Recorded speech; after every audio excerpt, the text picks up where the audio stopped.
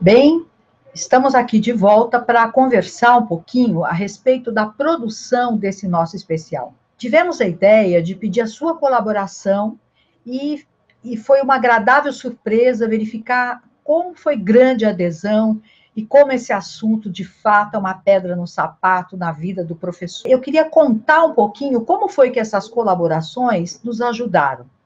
Em primeiro lugar, elas nos ajudaram a pensar como organizar o próprio especial, e principalmente num lugar fundamental, que é pensar em selecionar as atividades que seriam exemplares para as situações que a gente estava mostrando.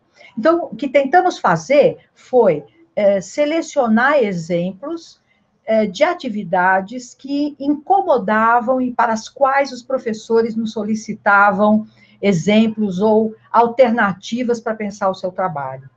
Então, muitos de vocês vão se reconhecer olhando para aquelas atividades e se lembrar das atividades, das propostas e das perguntas que nos fizeram. Aqui, eu gostaria de sintetizar e responder 3 grandes perguntas que foram as recordistas. A primeira é como que a gente trabalha com problemas referentes à intervenção na escrita da variedade linguística falada pela criança. Quer dizer, é inevitável que aconteçam alguns erros, porque a criança escreve muito próximo da forma como ela fala, e ela precisa descobrir que contextos são esses. É importante a gente olhar para esse tipo de erro e pensar na estrutura da palavra. Em primeiro lugar, se esse desvio está acontecendo no radical, que é a parte da palavra que contém o seu sentido, ou se está acontecendo nas margens.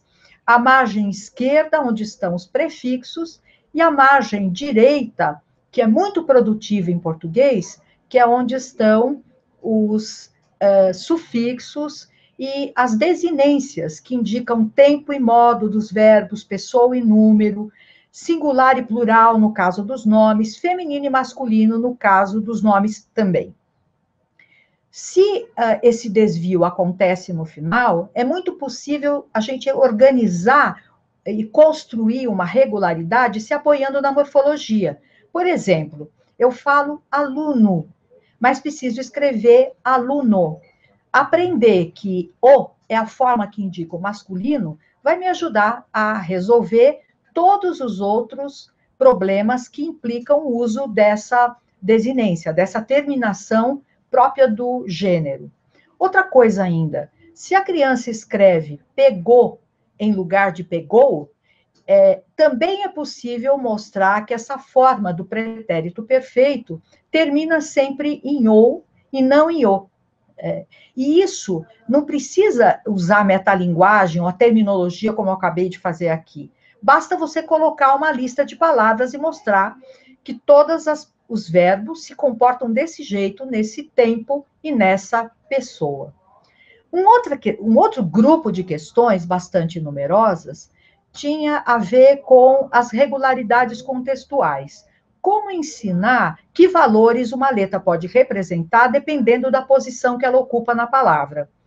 Esse tipo de trabalho implica a construção de um pequeno acervo, um banco de palavras, em que a gente exemplifique as ocorrências, para que as crianças organizem em grupo e expliquem o que acontece com aquela letra quando está no início da palavra, no interior da palavra ou no final. Por exemplo, RR no começo não acontece, nem no final. No meio, pode acontecer. Sempre? Não, dependendo da letra que vem antes ou da letra que vem depois. Precisa necessariamente ser uma vogal em cada uma dessas posições e, claro, o fonema representado, seu chamado R forte. Exemplos desse tipo de atividade vocês vão encontrar também no especial, e lá vocês poderão certamente ampliar as dúvidas, encontrar as respostas para as dúvidas que tiveram. O outro grupo de perguntas são referentes às irregularidades. E aí, essa é uma situação que eu já adianto, nós não vamos conseguir resolver mesmo, porque nenhum escritor tem absoluta certeza de como se escreve todas as palavras. E por isso, o tempo inteiro, a gente recorre ao dicionário para esclarecer esses usos.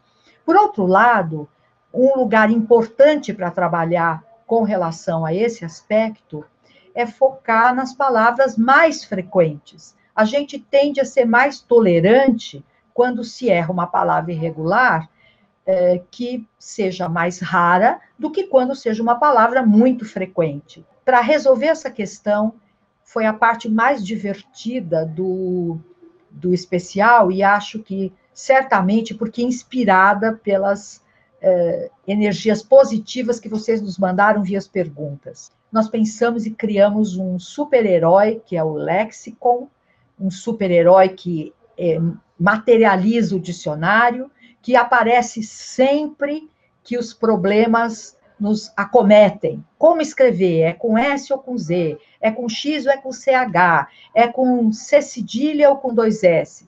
E aí a gente chama o nosso super-herói, pede socorro a ele, e ele vem prontamente com o seu bordão pelos poderes de Lexicon e resolve os nossos problemas. Vocês vão encontrar muito material referente a esse nosso herói e certamente ele vai tornar mais divertido esse trabalho penoso que é aprender as irregularidades, que depende um pouco da memória, mas também depende um pouco de uma correlação com uma regularidade morfológica, que é estabelecer a relação dessa palavra com as outras derivadas da mesma família, porque as palavras da mesma família se escrevem do mesmo modo.